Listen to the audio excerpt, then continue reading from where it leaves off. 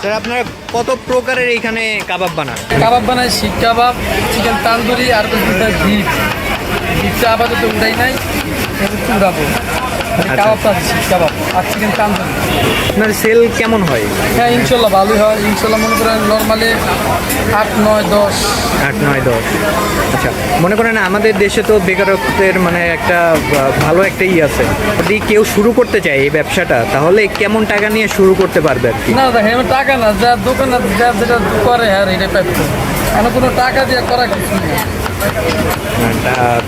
মানে যদি কোনো দোকানের বয়সটা এটা আমার এই মাঠে ব্যবসা করে বয়স 7 বছর।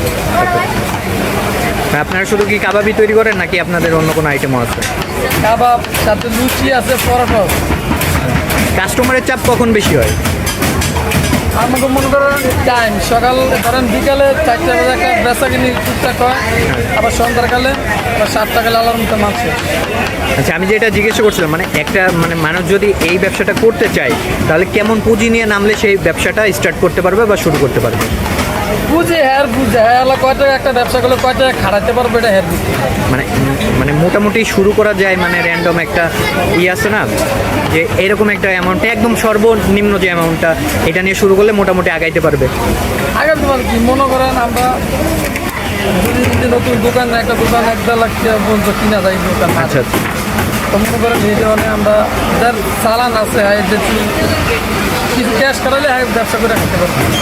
আচ্ছা ঠিক আছে, আপনার এই যে মানে প্রতিদিন কত পিসের মতো মুরগি আপনারা বেশি করেন, সেল করেন? 10 10 পিস মুরগি সেল।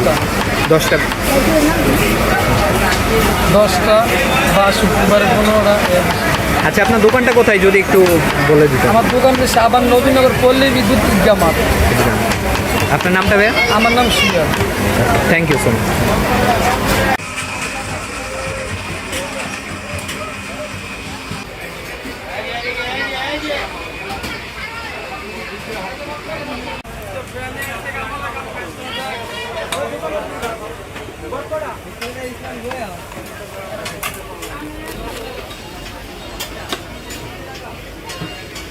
ভাই এইটা কি?